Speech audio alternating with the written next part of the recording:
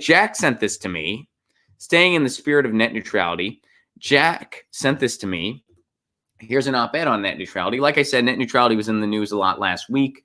Well, it wasn't a lot. It didn't receive a lot of coverage. On the blogosphere, people talked about it.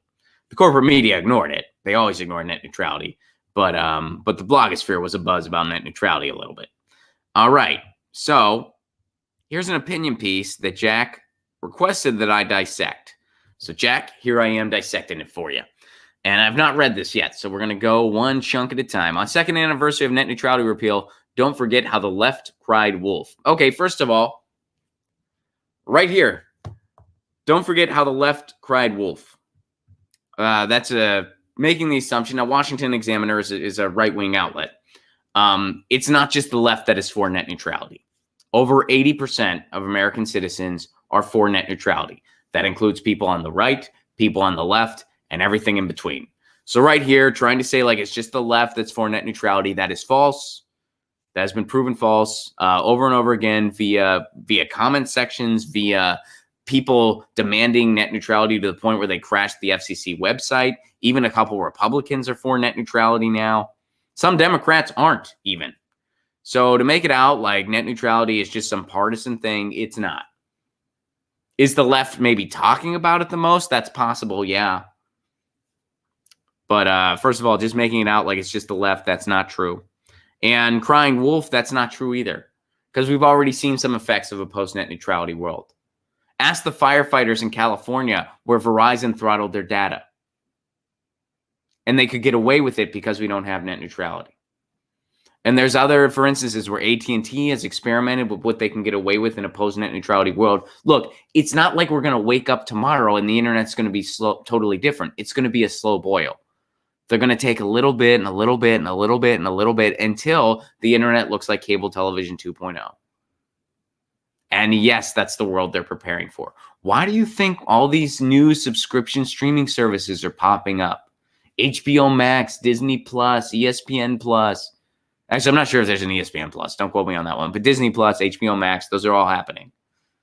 Why do you think that's happening? It's happening for a number of reasons. And one of them is just cable television is dying.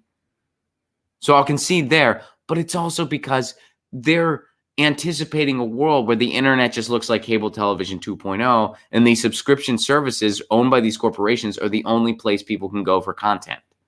They're anticipating that world. So no one's crying wolf here, Casey. Casey Given, writer of this article. No one's crying wolf, and it's not just the left. So right there in the headline, couple things. So today marks 2 years since, and this was over the weekend, today marks 2 years since the FCC rolled back the Obama-era internet regulations, misleadingly known as net neutrality. Okay, first of all, yes, we got net neutrality on the books via the Obama administration, but they did not invent net neutrality. And what I'll say to the article's credit, they actually do acknowledge that. All right, so let's go to this next paragraph. First, let's take a quick trip down memory lane. In 2010, the Obama-era FCC had applied net neutrality to ISPs across the country. For the 20 years of commercial internet history up until that point, almost every major provider had offered open access to the internet without throttling. Okay, so to their credit, they're at least acknowledging that Obama didn't invent net neutrality in 2015. Some people like to make it out like that's the case. That is just completely false. Like, that's just not true. Obama did the right thing about net neutrality at the 11th hour when public opinion pretty much forced him to.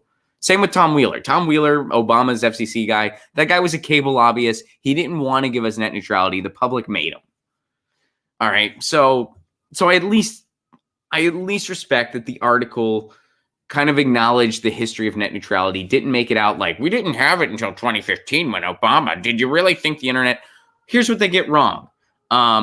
For the 20 years of commercial internet history up until that point, almost every major provider had offered open access to the internet without throttling. Okay. That's because we had assumed net neutrality. There were net neutrality rules. They just weren't cemented into law. They just expected ISPs to follow them. And in the early days of the internet, net neutrality was always talked about. There's been digital rights groups who for years wanted to get this cemented into law, where they're saying no one's messed with net neutrality yet, but there's no law telling them they can't. We just kind of have this thing out there that says, hey, people are going to follow net neutrality. It was written. It was there. It just wasn't cemented into law. So what happened was eventually in 2014, one of the cable companies was like, screw this. We don't really have to follow this. They took it to court and they won. So then, but what the court told the FCC was they were like, look, you just have net neutrality written. There's no reason ISPs have to actually follow this. But if you just designate the internet a Title II classification, which means it's a utility and not an information service, a utility has to be treated like the phone lines or running water. If you designate the internet as a utility in our life, which it should be designated as such, it's our main communication vehicle, well, then you can have net neutrality. Tom Wheeler at the FCC didn't want to do that. Again, because he was a cable lobbyist. He was like, I don't know if that's necessary. But the public said, yeah, buddy, it's necessary. We're going to leave so many net comments for net neutrality. We're going to crash your stupid website. Isn't that beautiful irony? And so he gave us net neutrality, solidified on the books by designating the internet a Title II. And Obama pressured him to do the right thing at the 11th hour. That's what happened. So this idea that we didn't have net neutrality for 20 years, that is false. That is just false. Net neutrality was written. It was assumed that it was going to be followed. And basically nobody challenged it in court. And when Verizon did, well, then all the things that digital rights groups have been screaming about for 20 years, and you can go back to the history of free press, look at the stuff they were talking about back in 2004. All the stuff that they warned about came to fruition because big cable won that lawsuit because there wasn't any actual policy protection for net neutrality. It was just written and it was like, you're going to follow this. So it's false to assume that we didn't have net neutrality since the advent of the internet we have. Okay. 4 years later, a federal court overturned the order, ruling that the FCC had no authority to enforce net neutrality. All right, so that's what happened here. All right, so this is all changed 2 years ago this week when the Trump administration's FCC under Ajit Pai. Okay, so despite how wonky the tech, blah, blah, blah, and now they're talking about the Save the Internet Act, and they're talking about all these analogies people make.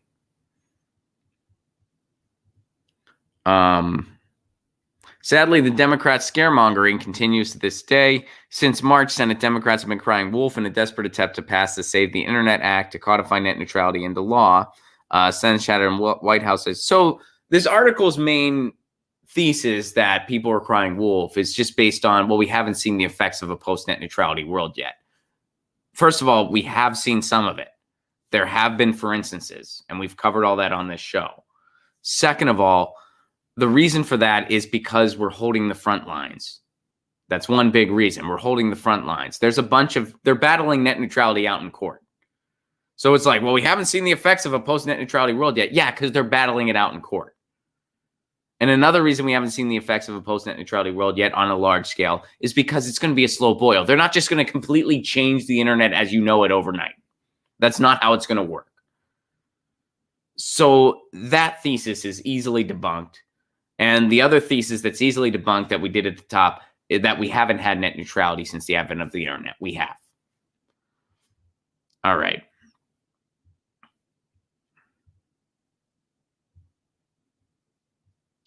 Okay, the internet should belong to the American people, not major corporations. That is why the Senate has a duty to vote. All right, so here he's quoting people who spoke up for Save the Internet, and here's their response to that.